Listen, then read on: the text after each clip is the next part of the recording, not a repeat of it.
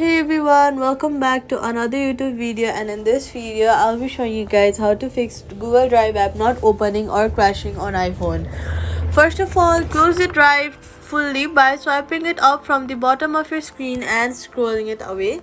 Then you are going to fully reboot your iPhone. After that, go to your app store and then search for Drive and see if there is an update button. If there is, update your app to the latest version.